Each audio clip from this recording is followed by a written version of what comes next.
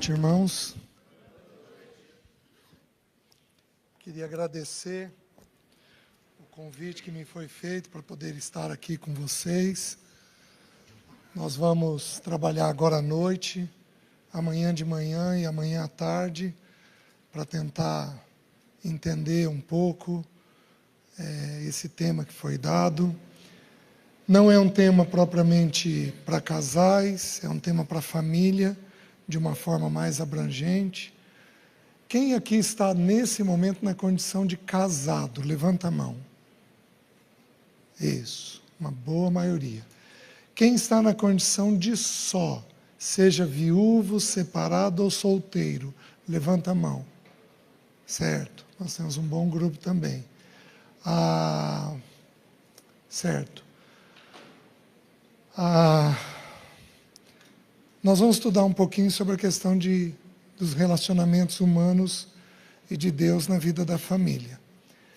Mas como é que eu gostaria de estudar com vocês? Eu gostaria de estudar falando talvez daquilo que a gente menos tem encontrado no contexto de família. Eu gostaria de falar essa noite sobre a questão de arrependimento. Eu quero estudar um pouquinho com vocês essa questão do arrependimento. Possivelmente nós vamos estudar isso agora à noite. Amanhã de manhã eu quero estudar sobre como que a gente faz o caminho de volta quando a gente peca, a maneira pela qual a gente corrige os pecados que existem dentro de nós. Antes de nós orarmos, eu acho que é importante citar isso. 1 Reis, capítulo 15, versículo 5, eu vou falar para vocês, não precisa abrir. Lá o texto diz assim, que Davi foi um homem que andou de forma perfeita diante de Deus, se não no caso de Urias o Heteu, quando ele mandou matar Urias. Então, o que a Bíblia está trabalhando conosco? Davi foi um homem com muitos pecados. Muitos pecados. Ele foi um homem de guerra, mas na época era assim que era. Ele pode ter cometido alguma coisa numa guerra, que depois ele se arrependeu, não precisaria ter feito dessa forma. É possível. Davi não foi um bom marido.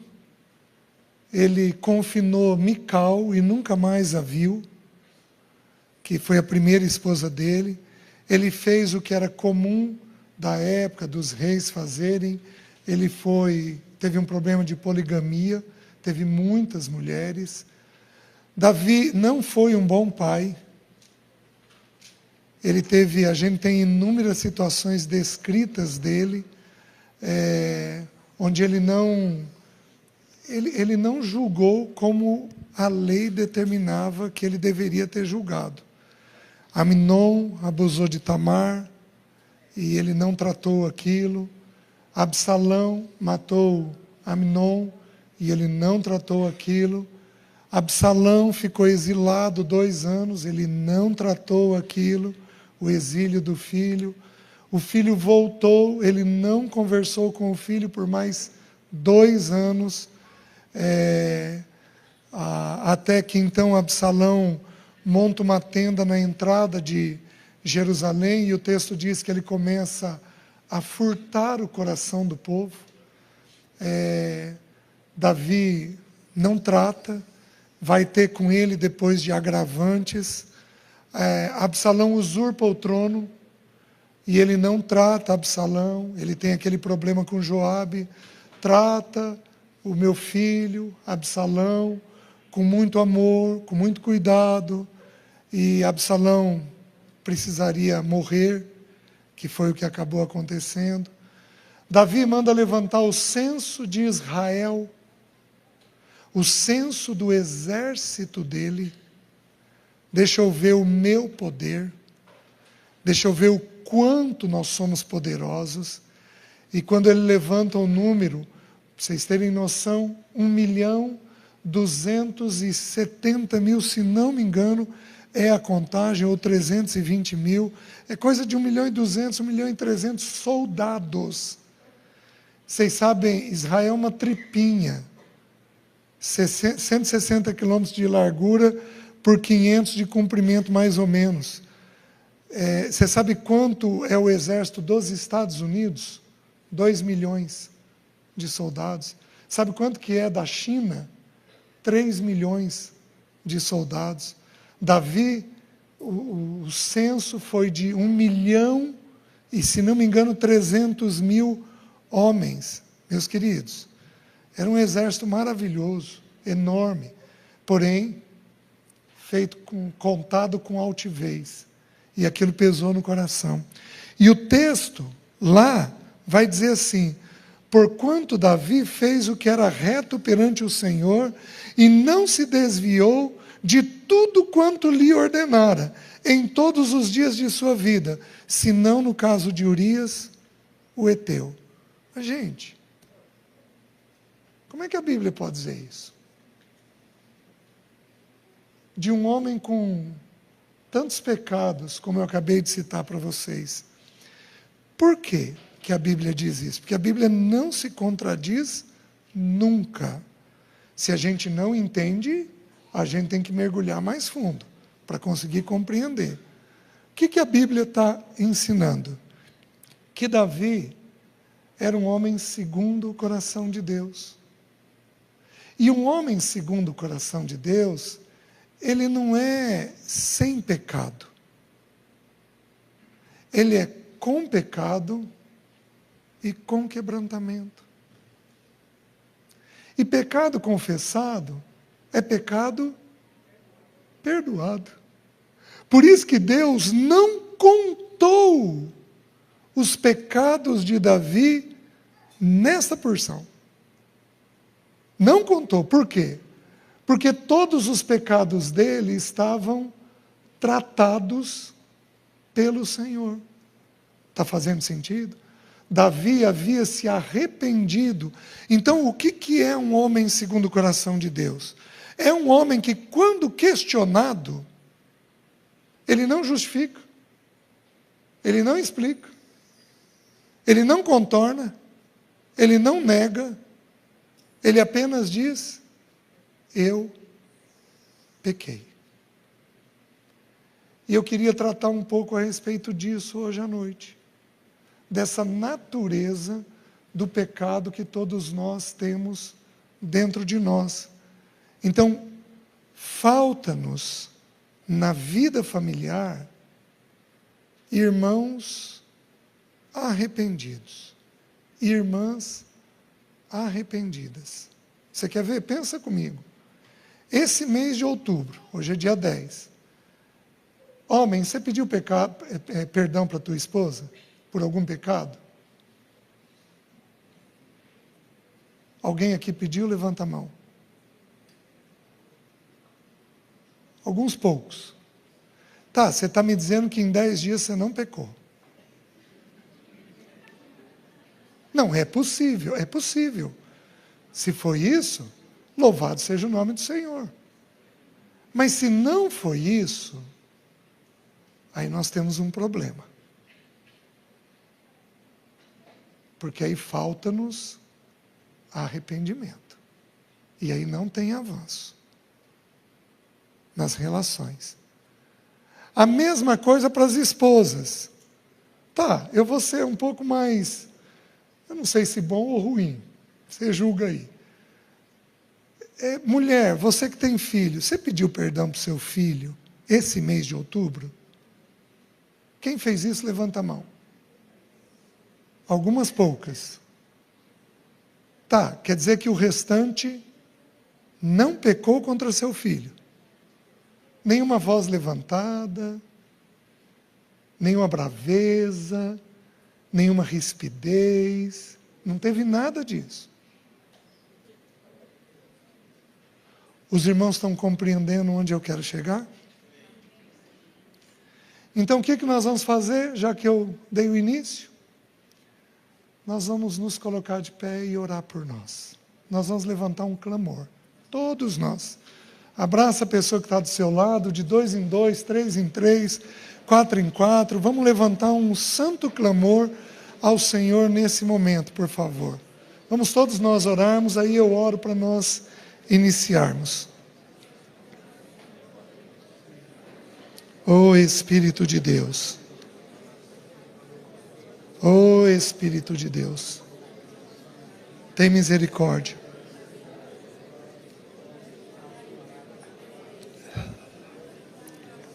Senhor, tem misericórdia. Tem misericórdia de nós. E vem com o teu santo poder. Vem de forma suave, convencendo os nossos corações. Vem de forma dócil, tratando os nossos corações. Senhor, quebranta as nossas vidas, para que o teu bom nome seja glorificado. Nos visita nessa noite, para que o teu nome seja glorificado. Em nome de Jesus, vem sobre cada casa, cada família, ajudando-nos a ver a tua santidade e tendo arrependimento daquilo que fazemos. Ajuda-nos, nós precisamos, nós oramos, Senhor, em nome de Jesus. Senhor, eu peço pelas nossas vidas, e eu peço que o Senhor nos abra os céus, que o Senhor passeie no nosso meio, tocando os nossos corações, do pequenininho até o grande, daquele que já é quebrado até aquele que tem um coração endurecido. Visita o teu povo, visita as crianças, visita os jovens, visita os adultos, visita os sós, visita os casais. Em nome de Jesus eu oro. Amém, Senhor. Pode sentar.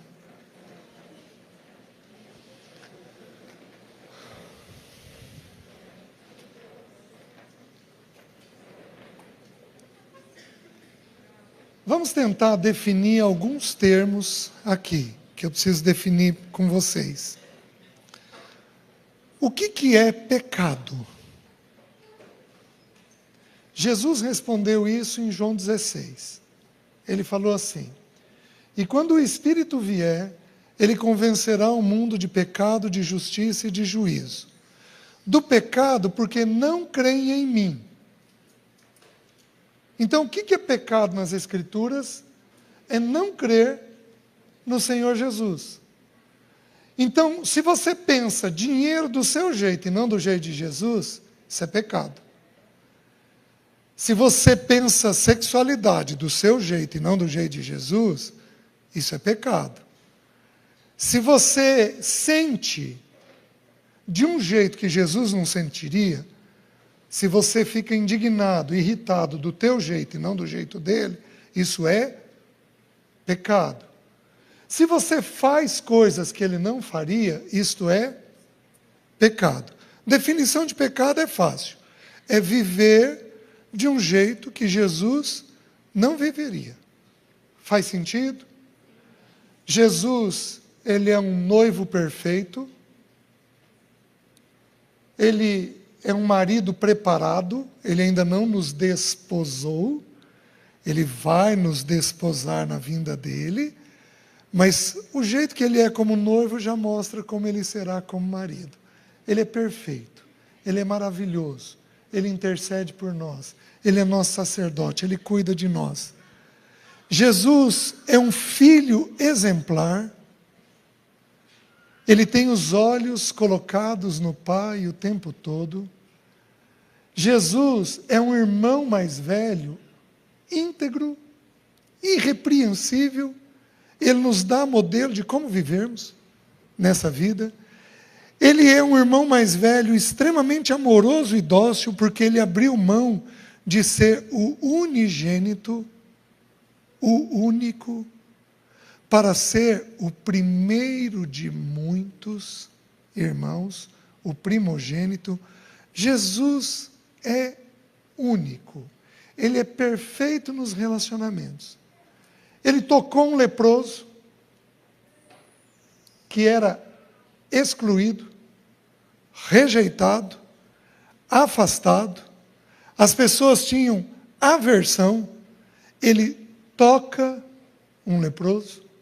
Ele para e conversa sozinho com uma mulher. a samaritana, e os discípulos se surpreendem com aquilo, ele valoriza ela. Ele é um filho único, porque na cruz, rasgado pelos açoites, a segunda frase dele na cruz é: filho, eis aí tua mãe. Mãe, eis aí teu filho. Ele na cruz concluiu o cuidado com sua mãe. Porque pai e mãe é para ser honrado até o final da vida. Sejam bons, sejam ruins. Pai e mãe é para serem honrados até o final da vida. Então Jesus, a gente não encontra pecado nele. Nós não encontramos nas relações. Ele é perfeito nas relações. Ele põe limite quando precisa. Então, por exemplo, Jesus vai, transforma água em vinho. Logo depois, o primeiro sinal dele no livro de João. Logo depois ele vai até Jerusalém, no capítulo 2, ali de João. Ele faz muitos sinais que não são descritos, quais os sinais que ele fez em Jerusalém. Os fariseus, vendo os sinais, insistem para que ele permaneça. E o texto bíblico diz assim: Jesus, porém, não se confiava a eles, porque sabia o que era a natureza humana. Sabia que eles estavam querendo manipular ele.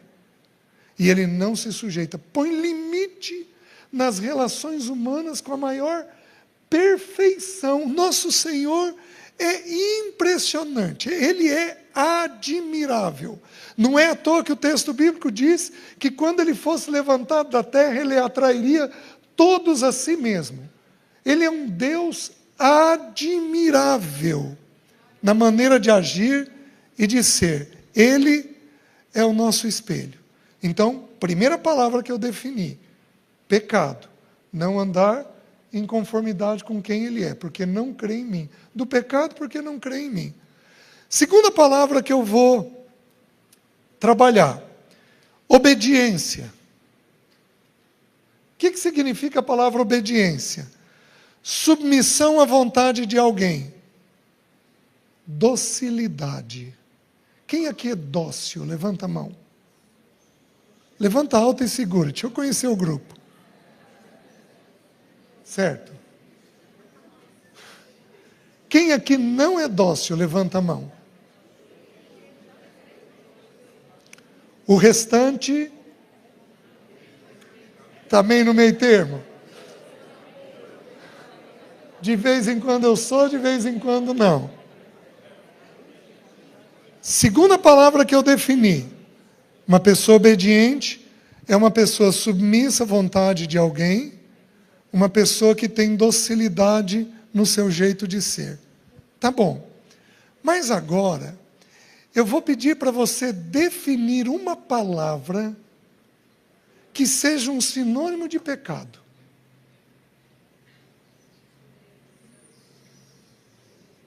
Me define uma palavra que retrata bem o pecado. Desobediência, rebeldia. Eu posso sugerir a palavra independência. Eu vou explicar algo para vocês agora. Quem aqui é independente? Levanta a mão. Tem uma vontade forte. Tá. Vamos de novo. Deixa eu conhecer o grupo. Vai que é todo mundo obediente. A água de Goiânia pode ser boa. Oh. Quem aqui tem uma atitude de docilidade e de obediência? Levanta a mão. Certo. Alguns poucos de nós. Certo. Deixa eu explicar para vocês essa expressão independência. O que significa a palavra independência?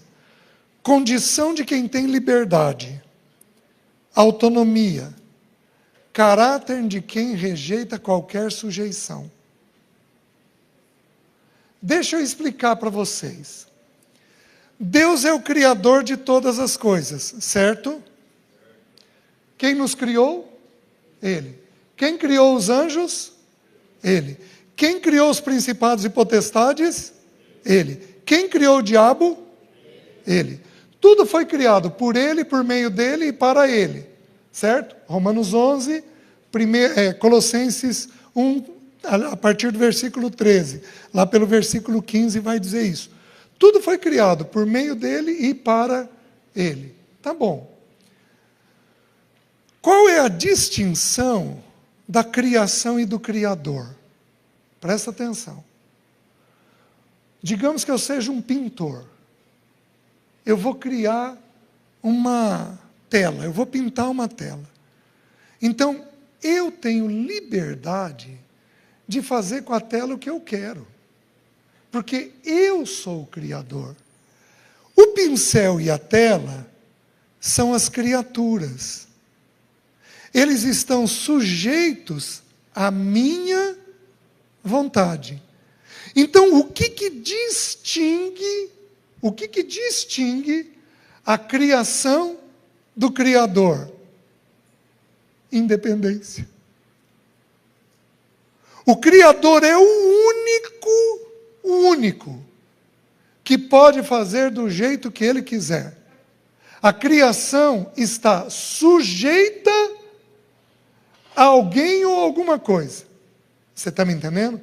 Uma vez, um irmão estudando Romanos 6, 7, 8, na igreja a gente foi aprofundando, um irmão muito capaz, do Seminário Betânia, lá no interior do Paraná. Ele foi estudando, o que a gente conclui de um jeito bem simples? Você acha que você é livre? Não. Porque ou você é escravo do pecado, se você estiver em Adão, ou você é servo da justiça, se você estiver em Cristo. Então você não é livre nunca. Nunca. Nós não temos essa condição. Mas deixa eu mostrar para vocês como que tudo começa nessa questão da independência. Abram, por favor, em Isaías capítulo 14.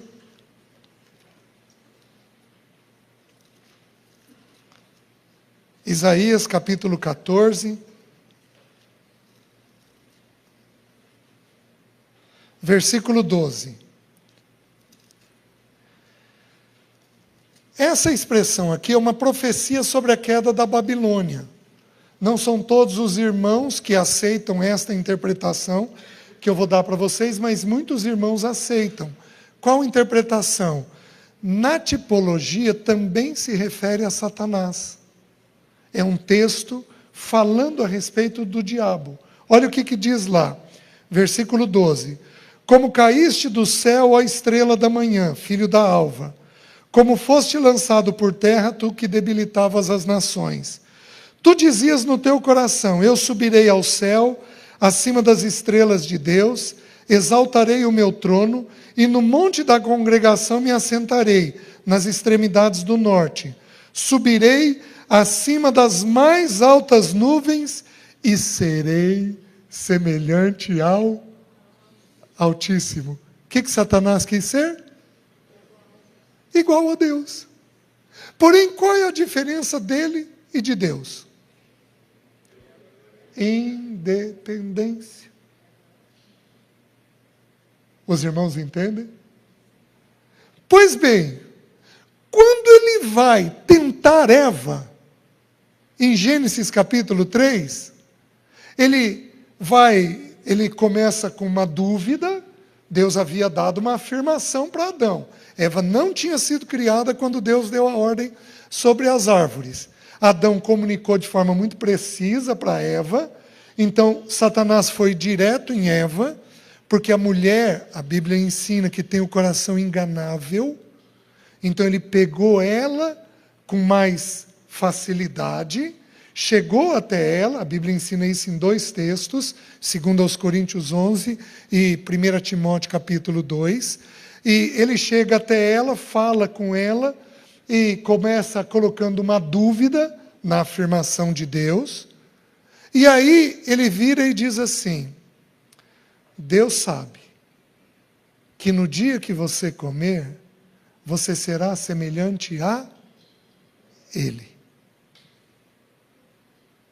A gente só pode tentar o outro naquilo que existe dentro de nós. Para mim, isso é uma prova claríssima de que o texto aqui se refere a Satanás. Eu não posso tentar um irmão sobre um roubo de relógio se eu não tiver isso dentro de mim. Eu só posso tentar o outro naquilo que está dentro de mim. Faz sentido? Satanás tentou Eva naquilo que estava dentro dele. Então, o que acontece? O que acontece é que muitos de nós queremos fazer do nosso jeito. Homem, você já respondeu para tua esposa numa briga, vai ser assim, com tom alterado? Você já respondeu isso para ela? Se você respondeu isso para ela alterado, você já está em pecado. Se você respondeu para ela sem estar alterado, depois de um bom período de oração, falando com graça e com amor, você até pode dizer alguma coisa desse tipo. Mas o fato é que Deus nos deu uma auxiliadora, porque na grande maioria das vezes nós não sabemos como agir direito. Vocês estão entendendo? Eu fui casado, enviuvei, e Deus me trouxe a Sara, um segundo casamento. Por quê? Porque ele olhou para mim e falou o que falou para Adão. E não é bom que ele fique só.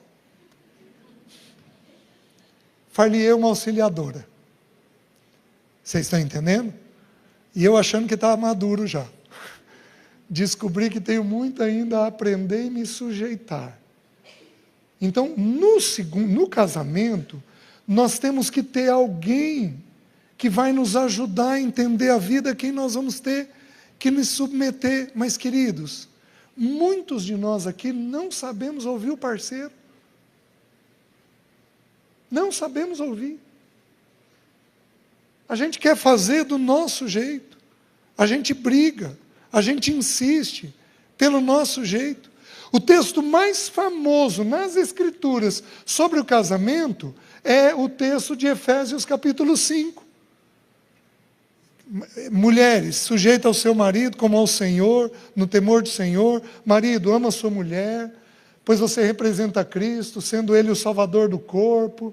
Você tem que fazer a mesma coisa, lava os pés dela, limpa ela pela purificação, pela lavagem de água. O texto vai indo. Só que sabe qual é o versículo anterior a tudo isso?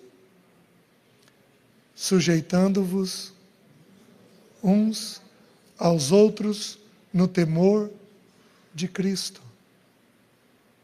Se tem um lugar onde nós temos que aprender sujeição, é qual? No casamento. De sabermos ouvir uns aos outros. Vocês estão entendendo? Aí, nossos filhos são resistentes. E nós não sabemos por quê. Não temos a mínima noção do porquê que eles são resistentes. Eu posso ter pai e mãe obedientes e ter um filho resistente? Posso. Quando você estuda a história dos reis, você vê que existem pais bons com filhos maus. Como existem pais maus com filhos bons. Então pode acontecer de um filho ser resistente, rebelde, desobediente, com pais obedientes. Pode acontecer, sem problema nenhum. Mas, meus queridos, o comum não é esse. O comum é nós resistirmos no casamento um ao outro e os filhos irem aprendendo a ter essa atitude que nós temos. Está fazendo sentido? Vamos dar uma olhadinha. Bom, qual é o resultado de Satanás? Qual é o resultado de Eva? Efésios 2. Ele vos deu vida estando vós mortos nos vossos delitos e pecados, nos quais andaste outrora, segundo o curso desse mundo, segundo o príncipe da potestade do ar. Então, nós andamos do nosso jeito e da nossa maneira. Mas antes de continuar, eu preciso contar eu contei hoje à tarde para os pastores, e eu preciso contar para os irmãos a história do Joãozinho. É uma história, tá? Mas eu preciso que você sonde o teu coração, tá? Tem alguns de nós aqui que somos desobedientes batendo boca. Quem é assim, levanta a mão. Levanta alto, por favor. Eu sei que é uma confissão difícil, mas é importante para mim. Certo. Mas existem alguns de nós aqui que somos desobedientes quietos. Alguém é assim? Então deixa eu te contar a história do Joãozinho. Joãozinho tinha 8 anos de idade. É uma piadinha. O Joãozinho tinha 8 anos de idade, tá? E aí, ele estava na escola, na aula, tocou o sinal, ele saiu para o recreio, aí tocou de volta, ele entrou, e aí todo mundo estava dentro da sala de aula, e a professora falou: pessoal, senta para eu começar a dar aula. Todo mundo sentou, menos o Joãozinho. Aí a professora: Joãozinho, senta por favor para eu começar a dar aula. Não vou sentar. Aí ela estranhou, achou que ele estava brincando. Joãozinho, por favor, senta para eu poder começar a dar aula. Não vou sentar. Aí ela viu que o assunto era sério. Joãozinho, senta por favor para começar a dar aula. Não vou sentar. Joãozinho, eu vou ter que chamar a diretora. Não vou sentar. Aí a professora foi esperta. Tá bom, Joãozinho. Vou sair daqui e vou chamar seu pai. Aí o Joãozinho diz assim: tá bom. Eu vou sentar. Mas eu quero que a senhora saiba que por dentro eu estou de pé.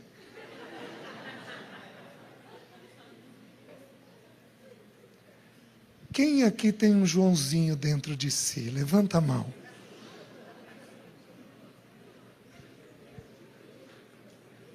É rebeldia, tanto quanto. Gente, eu fui um bom filho para os meus pais, mas habitava um Joãozinho dentro de mim. Se habitava.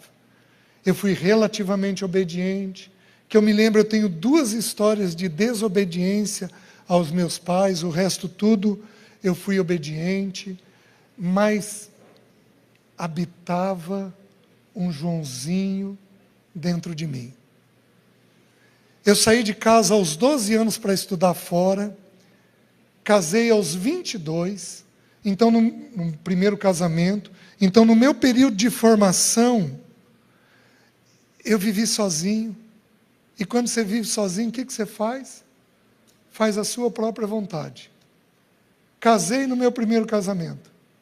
De que jeito vocês acham que eu considerei a palavra da minha primeira esposa? Ou vocês acham que eu não considerei?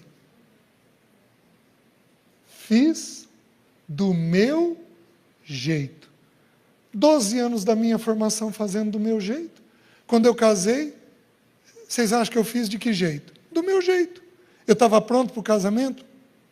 Até descobrir que esse Joãozinho habitava dentro de mim, foram anos de sofrimento dentro da vida conjugal. Vocês estão conseguindo entender? No segundo casamento, não posso tropeçar nesse erro, mas não posso nem pensar. Então, se a Sara diz: César, essa roupa não dá. Querida, sem problema, estou trocando de roupa, né? O meu gosto ainda é da cidade do interior que eu vim, né? Então, sem problema nenhum, estou trocando. Eu não posso mais fazer do meu jeito, porque isso expressa um coração endurecido, isso expressa alguém que não soube o que é casar, o que é se sujeitar uns aos outros, para então nos sujeitarmos plenamente a Deus. Os irmãos estão entendendo? Pois bem, vamos dar uma olhadinha na vida do nosso Senhor Jesus. Na eternidade, abra em Filipenses capítulo 2, por favor. Um texto muito conhecido. Filipenses capítulo 2, versículo 5. Tende em vós o mesmo sentimento ou pensamento que houve também em Cristo Jesus, pois ele, subsistindo em forma de Deus, não julgou com usurpação o ser igual a Deus. Não é um recado para o diabo e para Eva? Ele, sendo Deus, não fez questão de ser Deus. Por quê? Porque Deus tinha um propósito para ele.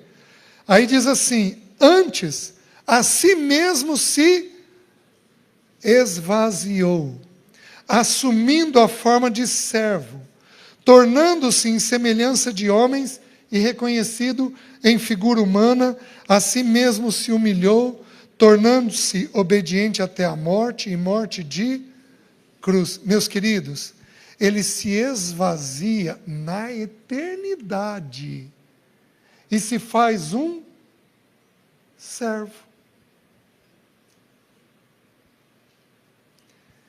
Então, nas relações humanas, o que nós precisamos fazer?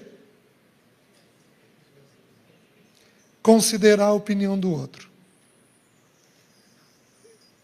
Para os jovens que estão aqui, os jovens têm que aprender a considerar a opinião dos seus mais velhos. Porque é com eles que vocês estão sendo formados. Vocês estão entendendo? Você não precisa gostar, mas você precisa obedecer, se submeter. A menos que o que seja pedido seja pecado. Não sendo pecado, uma vez, num aconselhamento, duas irmãs, crentes, a mãe crente, o pai ímpio, o pai mandava elas se prostituírem. E elas tomaram um posicionamento firme diante disso. Porque era uma insanidade. Tem gente insana de tudo quanto é tipo. Ele queria que elas se prostituíssem.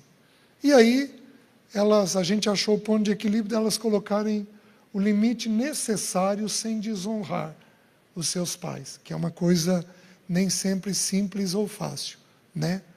Então, Jesus se esvazia. Então, homem, presta atenção. Tua esposa está dizendo coisas que você precisa levar em consideração. Para isso, você tem que se esvaziar. Vamos lembrar, aqueles que acompanham aí no vídeo, vocês já devem ter ouvido. Alguns aqui me acompanham em vídeo nas... Tá, deixa eu dar uma sugestão. Depois eu vou pedir para a Ana projetar lá.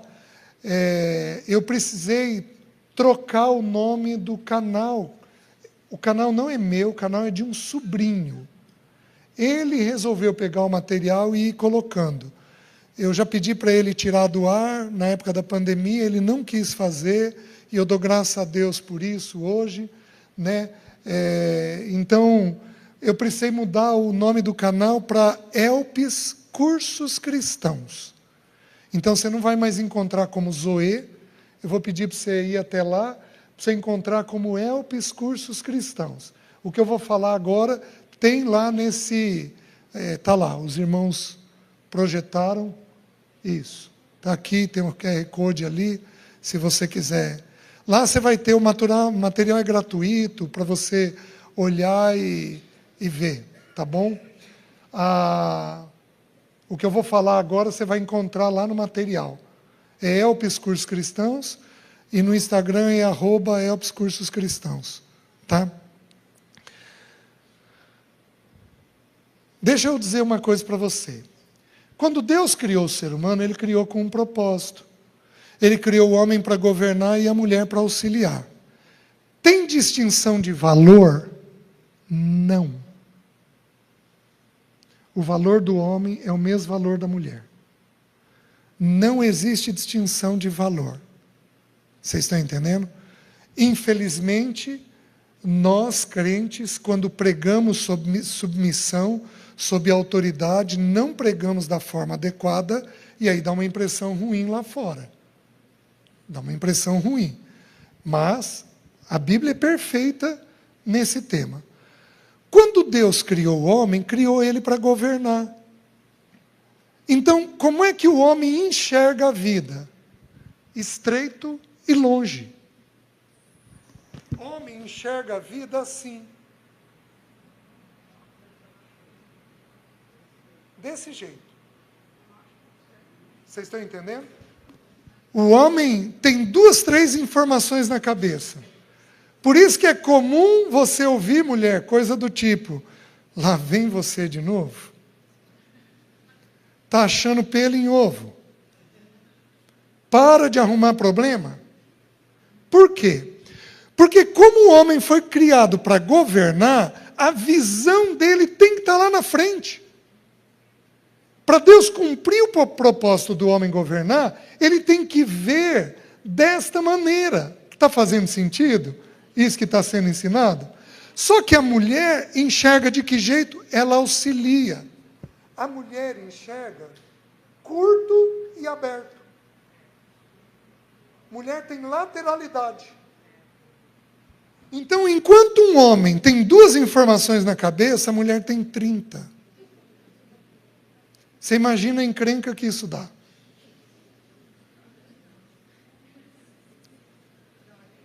Porém, Deus nos criou para quê? O casamento é para completar. O casamento é uma questão de completação, onde a gente fica mais pleno. Vocês estão entendendo? A experiência que eu vou contar agora para vocês é do meu primeiro casamento. Eu li esse artigo científico há muitos anos atrás, não sei precisar quantos anos.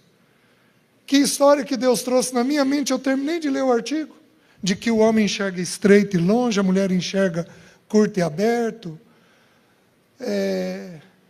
Que experiência Deus trouxe? Eu no carro, com a minha primeira esposa do lado, um sábado de manhã, procurando um lugar para estacionar o carro. Ela vira e diz assim, César, tem um lugar aqui. Qual foi a minha resposta? Você quer dirigir? Uma estupidez. Eu tenho vergonha de falar isso. Você quer mandar? Você quer dirigir? Por que que ela viu e eu não? Porque a minha vista é assim. Por que que ela viu? Porque a vista dela é assim. Mulher tem lateralidade. Manda um homem, querido, vai lá no criado, na cômoda. Na segunda gaveta, de cima para baixo, do lado esquerdo, debaixo da blusa verde, tem 10 mil reais de presente para você. Nem os 10 mil ele acha. A risada de vocês diz isso. Aí, se vocês forem um pouquinho ácidas, vocês vão dizer, nossa, burrinho, hein?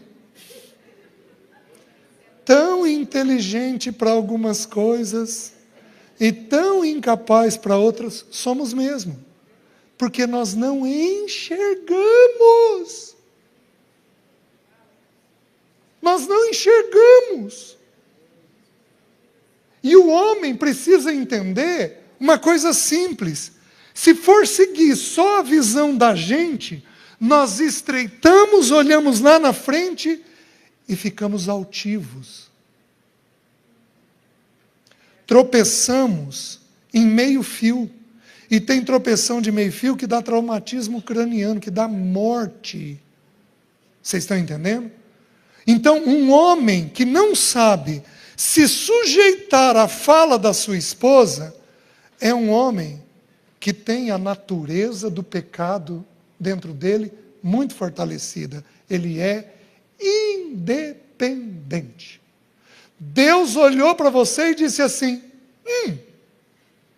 não é bom que ele fique sozinho.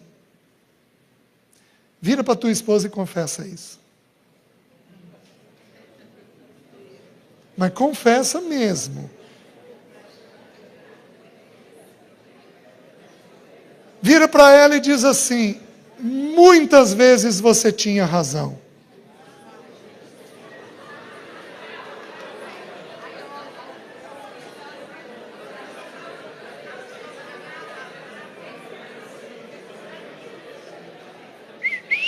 Volta aqui. Estou aprendendo a conhecer o grupo. Estou começando a entender vocês. Vocês estão me entendendo? Isso é um ato de independência. Não ouvi-la. Gente, por que a mulher fala 15.600 palavras por dia? E o homem cerca de 7.200? Porque ela vê com detalhe e ela tem que explicar. É óbvio.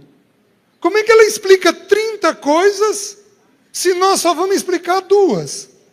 É óbvio que a mulher tem que falar mais que o normal. Por quê? Porque ela precisa ver isso. E o homem tem que fazer o quê? Parar e ouvir.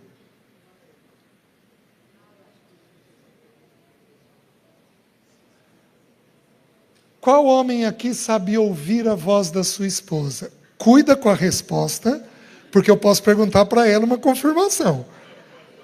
Que homem aqui sabe ouvir de forma adequada a sua esposa? Alguns poucos. Eu deveria perguntar para a mulher.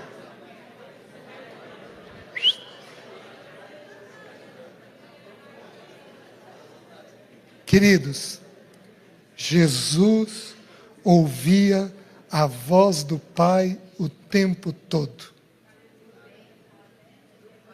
Você sabia que a arca tipifica Jesus? Sabe por quê? A arca é um símbolo de Cristo. Sabe por quê? 1 Tessalonicenses 1,10 diz assim: Cristo, o que nos salva da ira vindoura. Então quem que salva a gente da ira? Cristo. Por que a ira de Deus, quando for derramada sobre essa terra, não vai nos atingir? Porque a nossa vida está oculta em Cristo. E o juízo não cai sobre Cristo.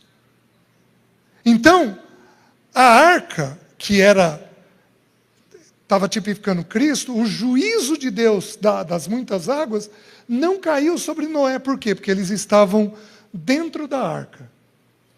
A arca tinha uma porta e uma janela. Quem é a porta? O que Jesus ensinou? Eu sou a porta. E o que a arca representa com uma janela só? Onde é que os olhos do filho estavam? No Pai. O tempo todo. Ele se sujeitava em tudo. Meu querido, se você não consegue se sujeitar à voz da sua esposa, que está pedindo uma coisa óbvia para você, como é que você vai se sujeitar a uma questão espiritual? Então você precisa entender que o casamento te foi dado para você treinar processos de obediência, de sujeição, de audição. Que este casamento que nós temos aqui, ele é um casamento temporário. Porque o casamento definitivo vai ser o nosso casamento com Cristo.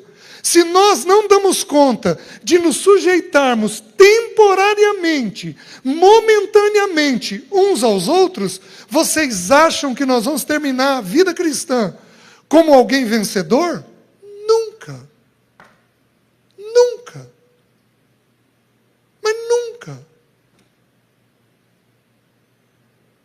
O casamento, as relações familiares, pai, mãe, esposo, esposa, filhos, essas relações são um treinamento que nós estamos tendo para o nosso real encontro com o nosso Senhor.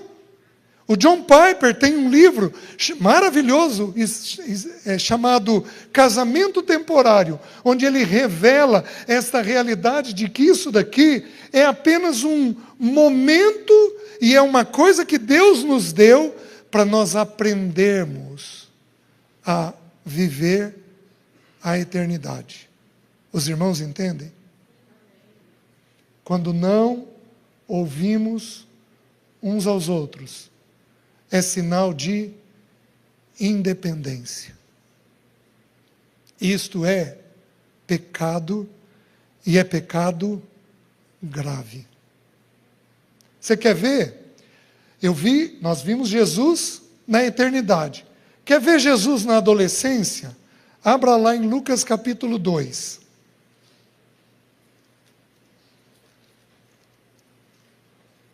Lucas capítulo 2.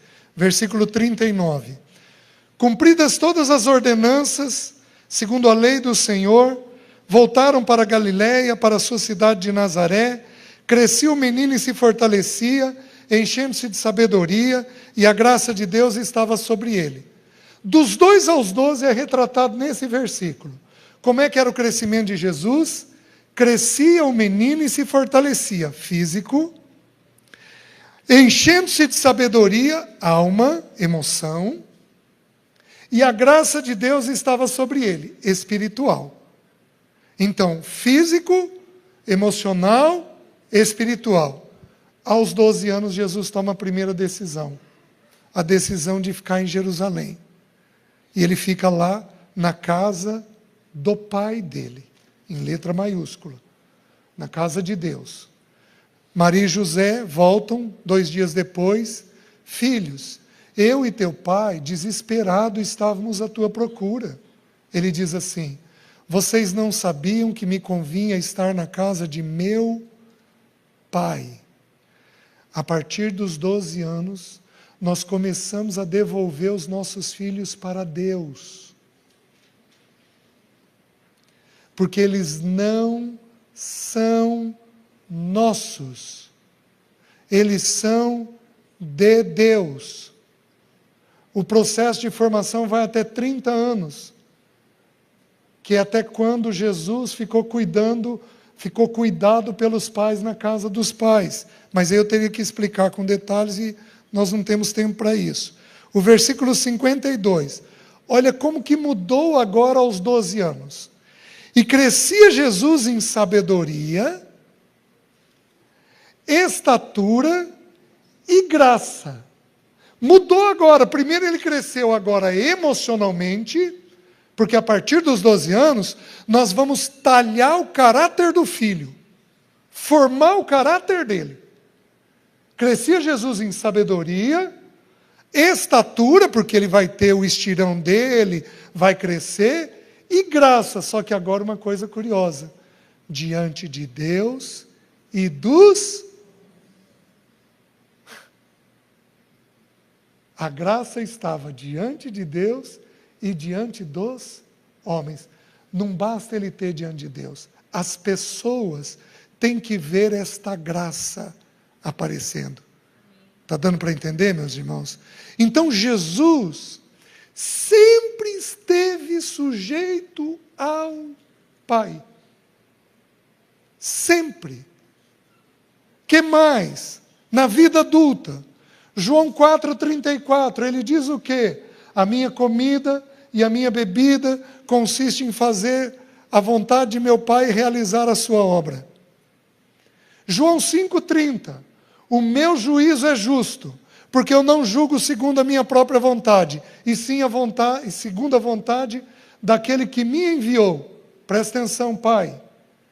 Quando você vai julgar um filho, não é segundo o teu caráter. Você vai fazer isso daqui na minha frente? Você vai ver uma coisa, moleque. Nunca fiz isso na frente do meu pai. Você vai fazer isso na minha frente? Não. Porque o julgamento de Jesus é segundo a vontade do Pai. Querido, vem cá. Você entende que o que você está fazendo ofende a Deus? Ofende o pai, ofende a mãe, mas acima de tudo, ofende a Deus. Você está entendendo isso, meu querido? A gente julga segundo a mente do pai, e não segundo a nossa mente. Tem pais aqui e mães que não julgam as coisas que acontecem dentro de casa. Vocês estão entendendo? E aí nós vamos ter um problema. Porque se você não julgar, um dos teus filhos vai ser levantado para julgar as coisas. Só que isso é indevido.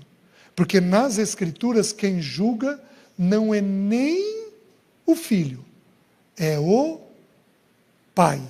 Não é nem a mãe, é o pai, que julga situações que ocorrem no dia a dia.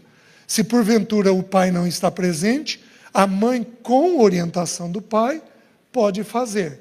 Vocês estão entendendo? Com orientação de Deus, Pai, ela pode julgar aquela situação. Então Jesus era totalmente submisso. João 6,38, ele diz que ele fala segundo a vontade do Pai. Quem aqui trombou com seu filho esse mês? Levanta a mão. Já deu uma trombada boa aí com seu filho? Levanta alto, por favor. Sabe por quê?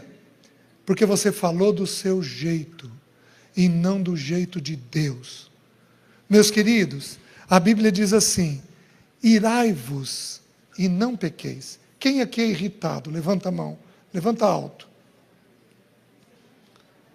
Irai-vos e não pequeis. Qual é a diferença da ira de Deus e da nossa? A ira nossa é carregada de emoção. A ira de Deus tem entendimento. Não tem emoção. Ele entende e ele julga, então, com entendimento a situação. Você está inflamada? Você está inflamado? Vai dar 2 voltas no quarteirão. E espera.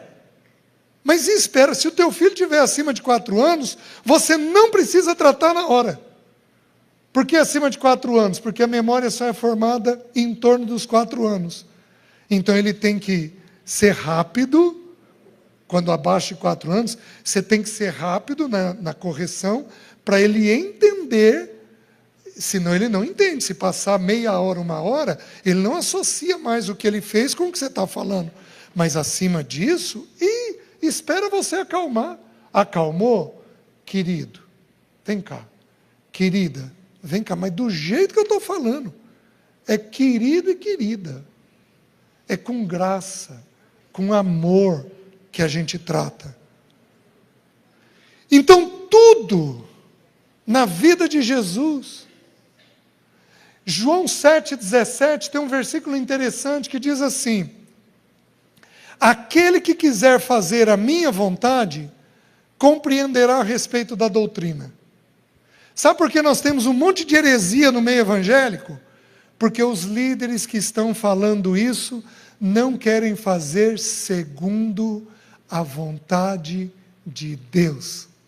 Sabe como é que uma liderança é saudável e prega valores adequados diante das ovelhas? Quando essa liderança quer fazer segundo a vontade de Deus.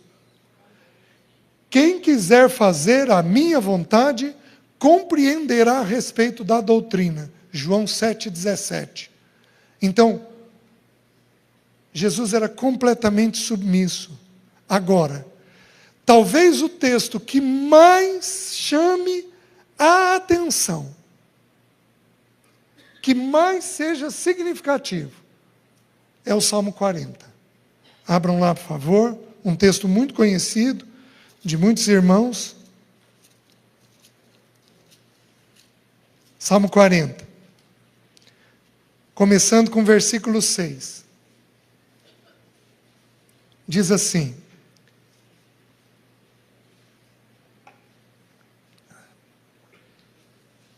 sacrifícios e ofertas não quiseste, abriste os meus ouvidos. Holocaustos e ofertas pelo pecado não requeres. Então eu disse: eis aqui estou, no rolo do livro está escrito a meu respeito.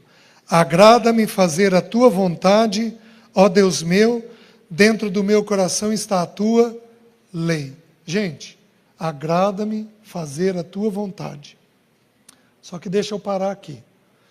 No versículo 6 diz assim: abriste os meus ouvidos. Tem uma versão que diz assim: furaste as minhas orelhas. Isso é tirado de Deuteronômio capítulo 15, do versículo 12 ao 18. O que acontecia lá em Deuteronômio? A cada 7 anos, Deus dava uma ordem de alforriar os escravos. E também ocorria no ano 50. Os escravos precisavam ser alforriados. Mas tinham escravos que tinham amor ao seu senhor. E eles não queriam sair da condição de escravos. Então, o que eles faziam? Eles pediam para os seus senhores que eles queriam permanecer naquela condição. Então, o seu senhor levava ele até uma porta, abria a porta, forma aquele vão, ele pegava uma sovela e furava o lóbulo da orelha. Sabe esses alargadores que alguns jovens usam? Essa é a ideia. Então ele ficava com uma marca nele. Que marca era essa?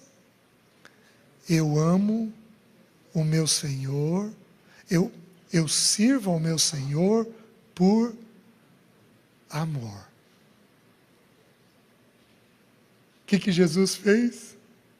Furaste as minhas orelhas. Você quer ter a orelha furada? Amém? Você quer ter a tua orelha furada? Amém? Deixa eu dizer uma coisa. Você começa furando ela, se sujeitando ao outro.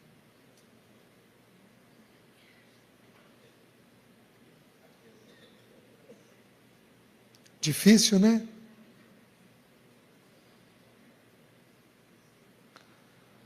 Há um tempo atrás, um irmão do Rio de Janeiro ligou se eu podia ir partilhar lá.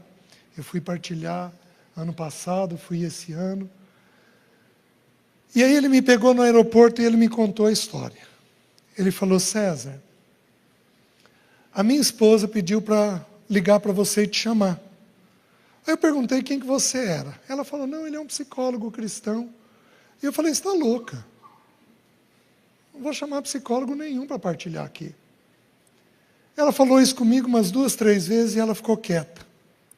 O fato é o seguinte: nos próximos meses, eu vi uma mudança nela que eu nunca tinha visto. E aí eu chamei ela para conversar e falei: querida, o que está acontecendo? Porque você está muito mudada. Aí ela falou: lembra de uns estudos que eu te falei? Então eu comecei a ouvir esses estudos. Aí eu estou mudada com os filhos e com você, porque eu estou entendendo como é que uma mulher tem que agir. Aí ele falou: tá bom, deixa eu olhar esses estudos. Aí ele falou: não, César, eu estou te chamando por causa disso. Sou eu? Claro que não. Como o André colocou, é o Senhor esclarecendo os princípios. Homem, tua esposa está dificultosa, está irritada, está tensa, está ácida, está distante. Coloque o firme propósito de amá-la, de se sujeitar à necessidade que ela tem, mas coloque o firme propósito: eu vou ganhar esta mulher, ela não vai ser mais a mesma. Mulher, teu marido não ouve, é distante, é complicado, só pensa em trabalho, qualquer coisa do tipo. Tenha a firme determinação de ser mansa, de ser dócil, de ser sujeita. Aprenda a arte da sujeição de forma simples. Querido, o que você gostaria de comer no fim de semana? Estou pensando em você. Tenha a firme determinação de amar de forma segura, madura, equilibrada. Você vai ver o processo acontecendo. Se sujeite ao seu Senhor. Se sujeite uns aos outros, que nós teremos filhos obedientes. Você quer ver uma tragédia? Quantos aqui brigam há anos pela mesma coisa? Levanta a mão. Levanta alto, por favor. Quantos brigam pela mesma coisa há muitos anos? Meus irmãos, isso é sinal do quê? De resistência. De falta de sujeição. Agora, homem, eu vou te dizer uma coisa. Quem levantou a mão foram mais as mulheres. Sabe por quê? Porque você não resolveu o problema que ela está trazendo. Porque problema tem que ser aberto e fechado. Eu adquiri nos últimos anos, com a minha primeira esposa e com os meus 2 filhos, eu adquiri um hábito que para mim foi muito saudável. Qual o hábito? Se eu errasse, eu chegava em casa, conversava, pedia perdão, e eu dizia o seguinte: querido, querida, quero que você olhe para mim, porque eu vou mudar nisto. O Senhor vai me ajudar nisso daqui. Porque quando você pede perdão, você tem que fazer um compromisso de tentar mudar naquilo. Senão nós brigamos pelo mesmo motivo uma vida inteira. Sabe qual é o dano disso? Os filhos vão vendo, vão vendo, vão vendo. O que eles pensam? Gente, esse evangelho que eles estão pregando não é tão poderoso assim, não. Não muda eles. E eles desanimam na carreira cristã. Problema é para ser resolvido. E o homem tem que ter habilidade em fazer isso. Só que nós não vamos conseguir se nós não nos sujeitarmos uns aos outros. É o treinamento para nos sujeitarmos a Deus. Então, quando tua esposa virar e falar: querido, você pendura a roupa, por favor? Sim, querida. Com um sorriso.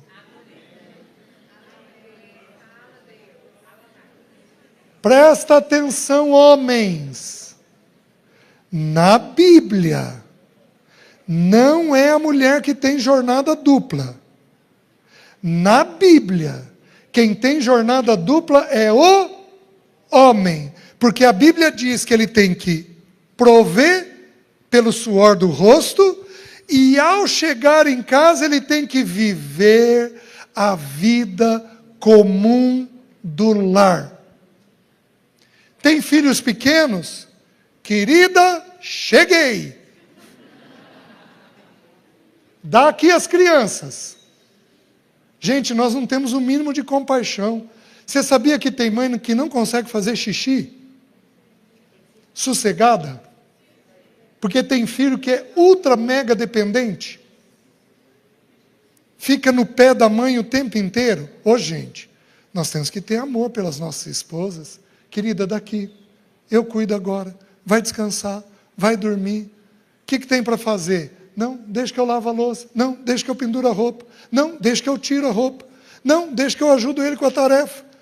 Homem, nas Escrituras, tem jornada dupla dentro de casa.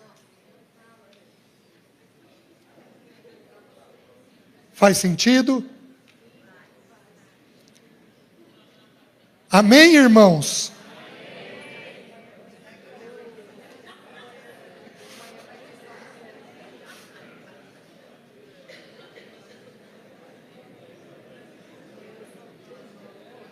Isso eu não estou nem falando do café da manhã, que é para preparar e levar para elas.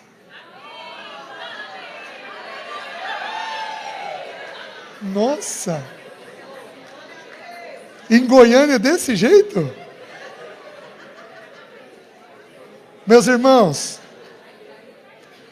eu estive em Rondônia um tempo atrás, o ano passado, eu estive em Rondônia, e aí eu cheguei lá, foi uma viagem bem cansativa, eu já dei um problema nos voos, eu cheguei lá e eu estava trabalhando com casais e dei uma palavra para homens. Aí eu virei e perguntei, que homem aqui é mais sensível? E ninguém levantou a mão, lá em Rondônia. Aí eu falei, gente, eu estou cansado ou vocês não entenderam a minha pergunta? Que homem aqui é sensível? Ninguém levantou a mão. Aí eu perguntei, olha, o que está havendo? Aí um falou assim, ô César, aqui é tudo homem raiz.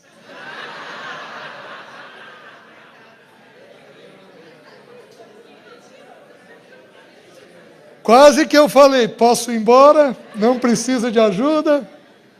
Mas a pergunta que eu devia ter feito é homem raiz, então os problemas estão resolvidos. Porque homem faz o quê? Pega problema e resolve. Então, se as mulheres estão aqui vibrando com café da manhã, é porque a situação deve estar meio grave.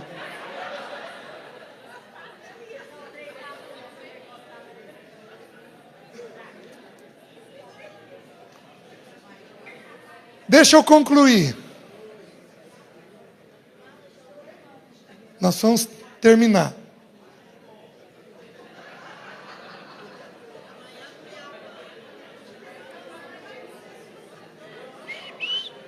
Volta aqui. Deixa eu concluir, meus queridos.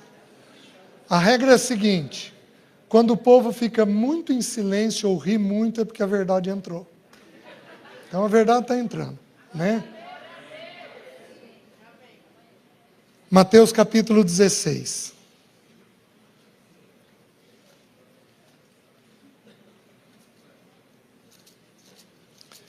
Versículo 24 e 25. Então disse Jesus a seus discípulos: se alguém quer vir após mim, a si mesmo se negue, tome a sua cruz e siga-me. Porquanto quem quiser salvar a sua vida, perdê-la-á, e quem perder a sua vida por minha causa, achá-la-á. Então aqui você tem que tomar uma decisão. Nas relações familiares, você quer se sujeitar um ao outro ou não?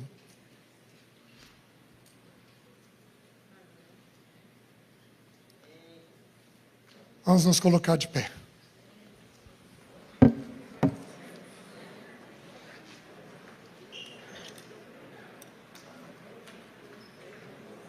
Abraça quem está perto aí de você, se for possível.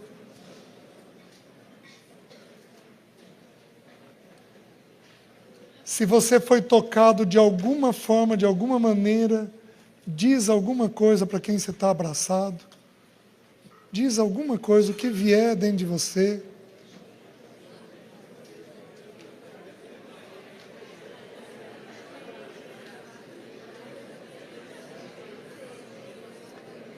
Agora curva a sua cabeça e vamos orar, meus irmãos.